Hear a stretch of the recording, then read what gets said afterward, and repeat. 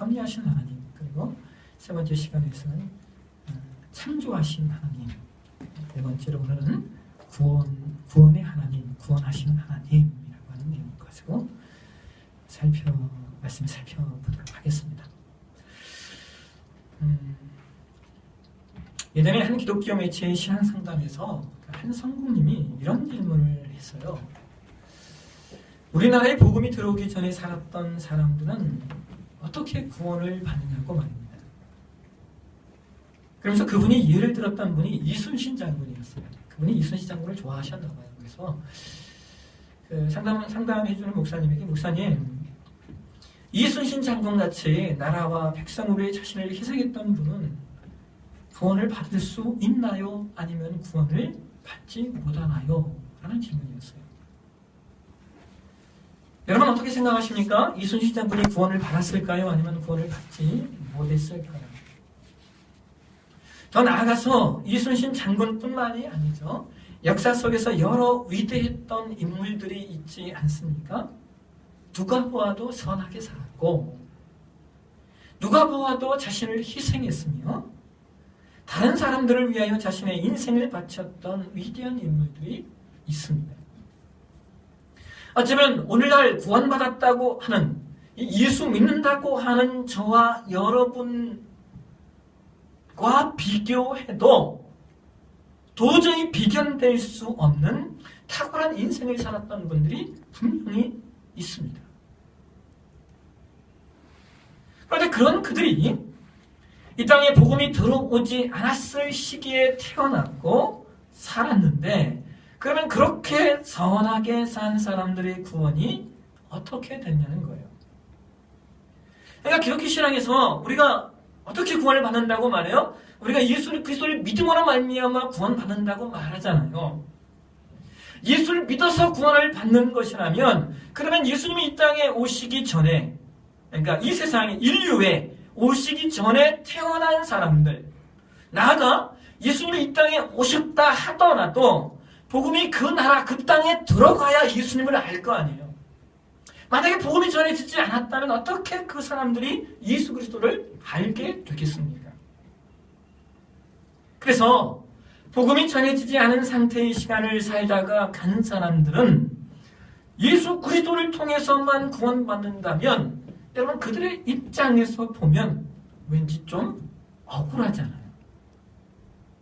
근데 여러분, 세상에 이렇게 억울할 사람들이 한두 명이 아니에요. 우리가 역사를 BC와 AD로 구분을 하잖아요. 음력도 있고, 불교에서는 불기, 당군인가 거기서는 단기 이렇게 있긴 하지만, 보편적으로 우리가 역사를 그 BC와 AD로 나눠요. 그걸 이제 서기라고 하는데요. 여러분이 아시다시피 BC가 뭡니까? BC는 기원 전이라는 말로, 이게 이제 이 영어의 before Christ라잖아요. before, 그러니까 예수님 전에라고는 이게 표현이고요. 그 다음에 AD, 이걸 우리가 기원 후라고 얘기하는데, 이 기원 후라는 말, 왜 BC는 영어로 썼는데 왜 AD는 라틴어로 썼는지 모르겠어요. 이 AD는 아노 도미나이라는 말의 약자예요. 아노 도미나이. 근데 이 라틴어 아노 도미나이라는 뜻이 뭐냐면 영어의 year of the Lord예요. 그러니까 주님의 해라는 거예요. 그래서 AD는 주님의 해가 기점이 돼서 역사가 BC와 AD로 구분이 돼요. 여러분 한번 생각해 보세요. BC의 시대, 예수님이 이 땅에 오시기 전에 살았던 사람이 어디 한둘입니까? 또 예수님이 오셨다고 하더라도 지금이 몇 년이에요? 2014년이니까 그 2014년의 시간 동안 속에서 여러분 모든 나라의 복음이 일시적으로 전파된 게 아니잖아요. 그러니까 얼마나 많은 사람들이 예수라는 이름을 들어보지도 못하고 죽었겠습니까? 그러니까 그런 사람들은 도대체 어떻게 되느냐는 거예요. 그때 그 질문에 대하여 방송 상담을 하시는 목사님이 이렇게 답변하셨어요. 그런 분들은 예수님이 오시기 전에 살았거나 혹은 복음이 들어오기 전에 시간을 살았기 때문에 하나님께서 그들에게는 그들의 행위에 근거하여 판단하실 겁니다. 라고 얘기했어요. 여러분 어떠세요? 대단히 그럴싸하죠? 대단히 인간적이지 않습니까? 그 사람이 그 시대를 살았던 것은 그 사람의 잘못이 아니잖아요. 그때 태어난 걸 어떻게 해요? 그런데 여러분 우리가 이 내용을 이 목사님이 해석한 것처럼 해석을 하면 어떤 문제가 생기냐면요. 그러면 구원이 자신의 행위로 얻어지는 것이구나 라고 해석을 할 수가 있어요. 물론 예수님이 이 땅에 오시기 전이라고 하는 전제를 가지고 있다고 하지만 그럼에도 불구하고 선하게 산 것이 구원의 내용이 될 수 있다라고 하는 것은 구원이 행위로도 가능하다라고 적용할 수 있다는 거예요. 또 실제로 여러분 오늘날 기독교 안에서도 뭐라고 얘기해요? 뭐라고 얘기하십니까? 예수 믿으세요라고 얘기하잖아요. 예수님을 믿어야 구원을 받습니다. 나는 예수님을 믿음으로 구원받았습니다. 라고 말하잖아요.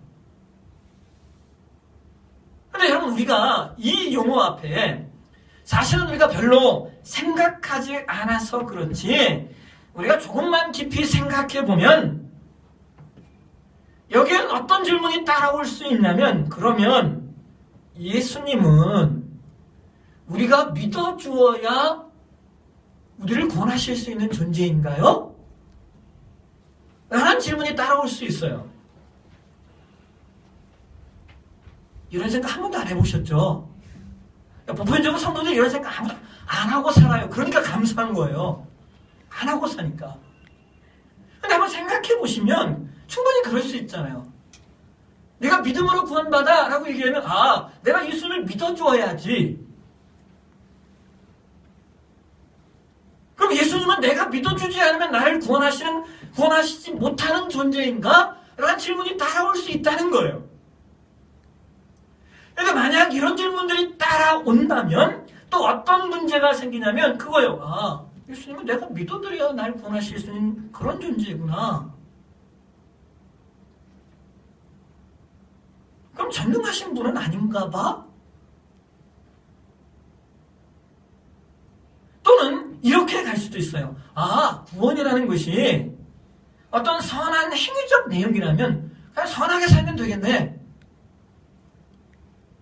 우리가 믿어주어야 우리를 구원하실 수 있는 분에게 우리를 의탁할 필요 없이 내가 나의 능동적인 노력과 수고로 선한 삶을 만들어냄으로 말미암아 나 스스로가 구원에 이룰 수 있지 이러면 되지 라고 갈 수 있다는 거예요. 실제로 오늘 무신론자들은 다 여기에 있어요. 여러분 리차드 도킨슨이나 여러분 잘 아시는 그 스티븐 호킹이라고 하는 과학자들은 다 여기에 머물러 있어요. 사람들이 종교를 갖는 이유는 자기 스스로의 의지와 자기 스스로의 정체성이 약하기 때문이라는 거예요. 인간 스스로의 존재성과 정체성이 강해지면 굳이 종교에 귀의할 필요가 없다라고 그들은 이야기해요. 어쨌든요, 여러분 이렇게 되면요 어떤 문제가 생기냐면 우리 기독교 신앙이 별로 필요가 없어요. 그래서 우리가 신앙을 하는 데 있어서 우리가 받는 이 구원이라고 하는 것에 대하여 거기에 인간의 응답과 행위에 관한 내용이 단 1%라도 들어간다면 그것은 결국 기독교 신앙의 내용을 기독교 신앙 자체가 파괴할 수 있어요.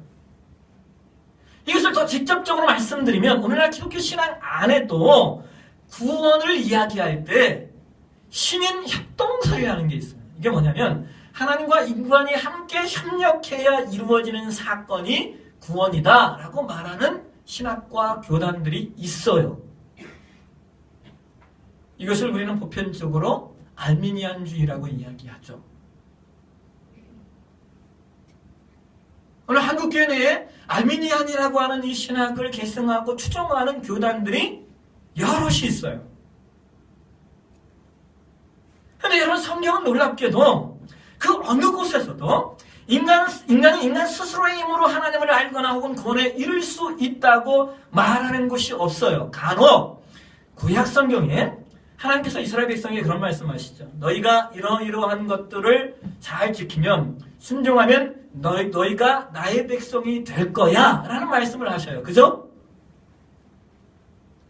그런데 여러분, 그러니까 내가 순종해야, 말씀을 잘 지켜야, 내가 믿어줘야 하나님의 자녀가 되는구나 라고 이 말씀들을 우리가 오해할 수 있는데, 여러분, 이 말씀은 잘 생각해 보시면요, 그 말씀을 누구에게 하신 말씀이에요? 이스라엘 백성이에요. 이스라엘 백성들은 이미 하나님 백성이 된 거예요. 이미 하나님의 백성이 된 사람들에게 하나님 말씀하세요. 순종해라, 지켜라. 그러니까 이건 구원에 관한 말씀이 아니라는 거예요. 이스라엘 백성이 하나님의 백성이 되었기 때문에 내 말을 잘 지키고 순종해라 하는 말씀이시지, 그들이 하나님의 백성이 아니었다면 그들이 그런 말씀을 들을 수 있는 것 자체가 없다는 거예요. 그러니까 하나님께서 누군가에게 말씀을 하셨다면 그런 이미 하나님의 구원의 자리에 들어와 있는 거예요.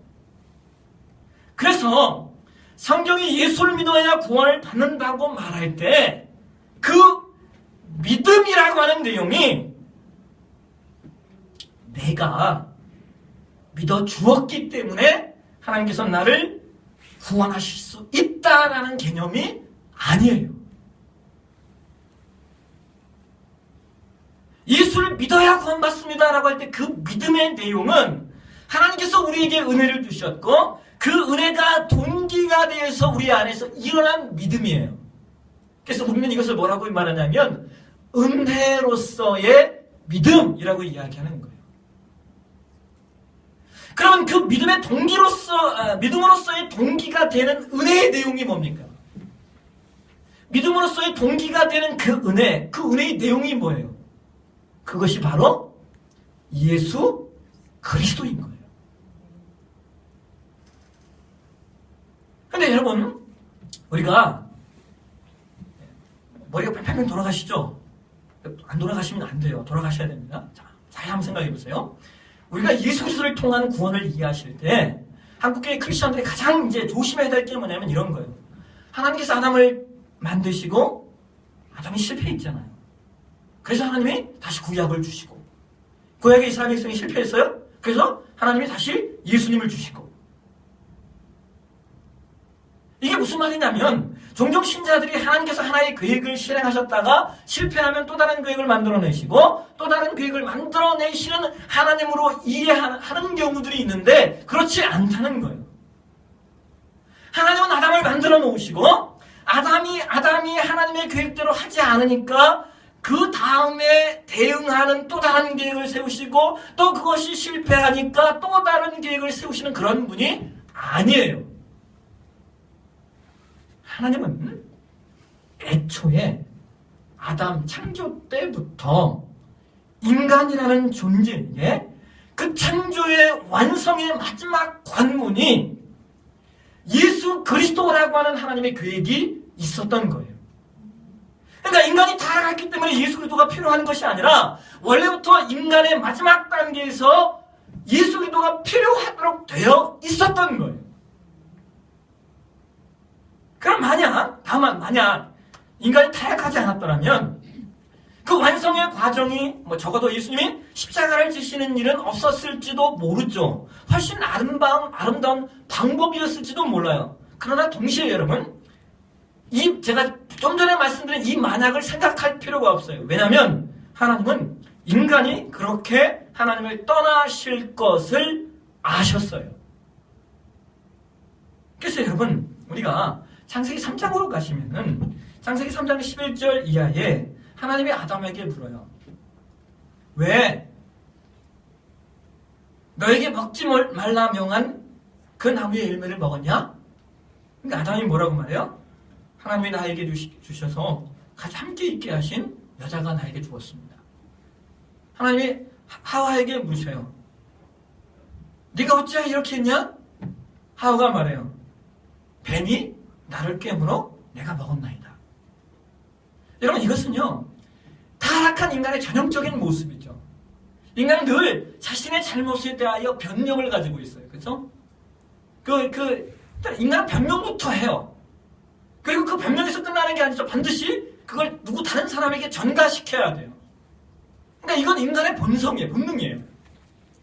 그런데 여러분, 이 말씀을 우리가 3장 14절 말씀까지 내용에 이어서 3장 14절 말씀 한번 보실까요? 3장 14절. 이건 누구에게 물으시는 내용입니까?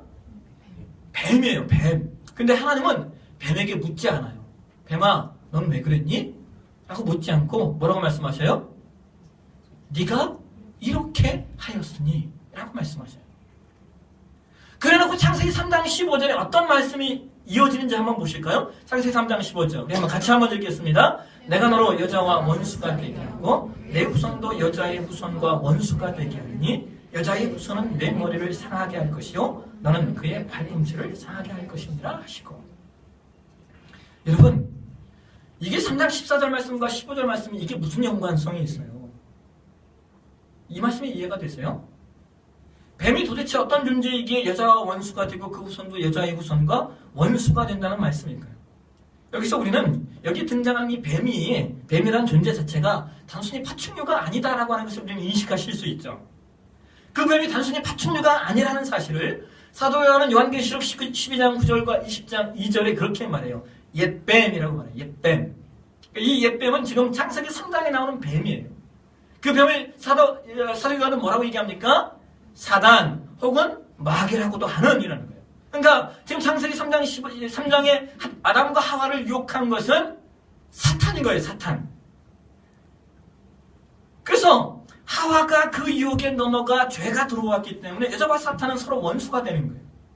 동시에 그뿐만 아니라 그의 후손들도 서로 간에 원수가 된다는 거예요. 근데 여러분, 재밌는 것은 뭐라고 말합니까? 사탄의 후손은 3장 15절에 그의 후손의 발꿈치를 물지만 그 여자의 후손은 사탄의 후손의 머리를 깨트린대요. 근데 여러분, 여기 이 3장 15절 말씀이 참 재밌는 게요. 여자의 후손이라고 하면 여러분, 여자의 후손은 많잖아요. 근데 재밌게도 우리가 이 말씀을 히브리어 원어로 보게 되면요, 여기에 단수를 사용하고 있어요. 이게 복수가 아니에요. 또 동시에 그의라는 단어에서 우리는 이 후손이 어떤 특별한 후손을 지칭하고 있다라고 하는 것을 이해할 수 있어요. 자, 이제 감이 오시죠? 이 후손이 누구인가? 예, 예수 그리스도예요. 그래서 오늘 저와 여러분이 봉독한 말씀 로마서 5장으로 한번 가보시면 5장 6절에 그런 말씀을 하고 있어요. 우리 한번 같이 한번 보실까요? 우리가 아직 연약할 때에 기약대로 그리스도께서 경건하지 않은 자를 위하여 죽으셨도다. 여러분, 예수님께서 이 땅 가운데 오셔서 십자가에 죽으신 것은 하나님의 기약에 의거하여 이루어진 사건이라는 거예요. 여기 말하는 이 기약이라는 단어는 하나님의 영원하신 계획에 의거하여 예수님 이 땅에 오셨다는 거예요. 그러니까 하나님이 아담이 실패하니까 그 다음 계획을 세운 게 아니라 예수 그리스도는 원래부터 영원한 계획으로서 인간 구원의 마지막 관문이라는 거예요.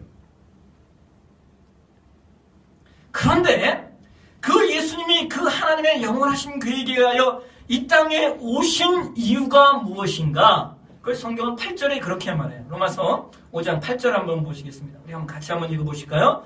우리가 아직 죄인 되었을 때 그리스도께서 우리를 위하여 죽으심으로 하나님께서 우리에 대한 자기 사랑을 확증하십니다.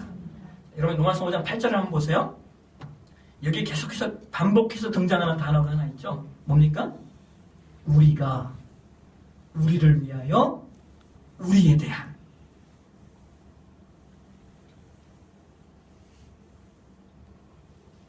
여러분, 여기 등장하는 이 우리가 우리를 위하여 우리에 대한이라는 이 우리라는 단어는요, 이건 불특정 다수를 말하는 게 아니에요. 이 우리라는 단어가 복수이긴 하지만 여기서 말하는 우리는 이게 지금 뭡니까? 사도 바울이 그러니까 사도 바울과 사도 바울의 이 로마서 서신을 받고 있는 사람들, 그들을 얘기하는 거예요. 그러니까 동시에 이 우리라는 단어는 이 말씀을 지금 받고 듣고 있는 저와 여러분, 우리를 이야기하는 거예요.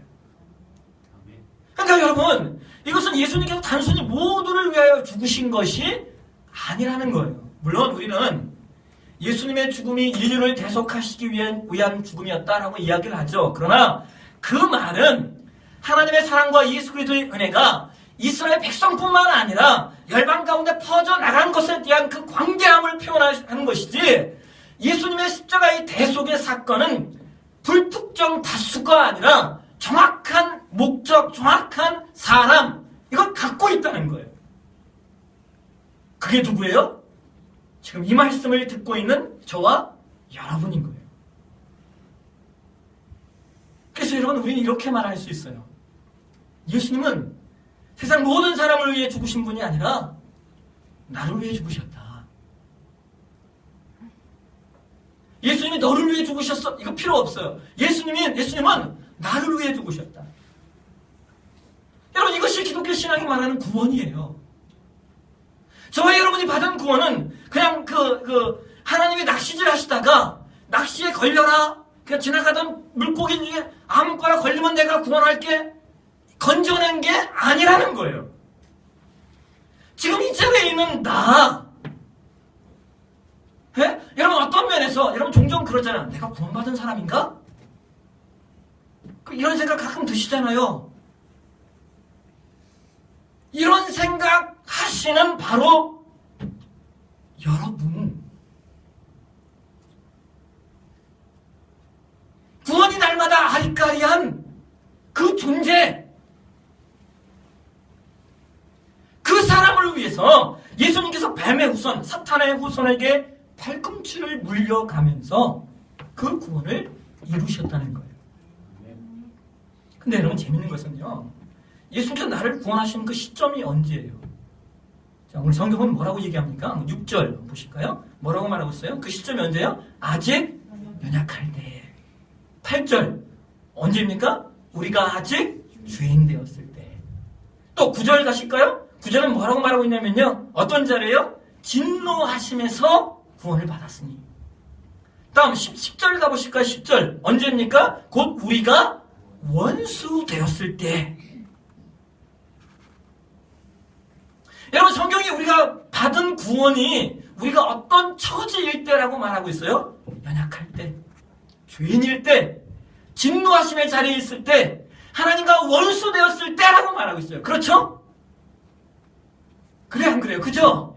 여러분, 그렇다면 바로 그런 자리에서 하나님께서 우리를 구원하셨는데, 우리가 받은 구원이 내가 예수 믿는 자로서의 부족함을 느끼는 그런 자격지심 때문에 흔들릴 필요가 있을까요?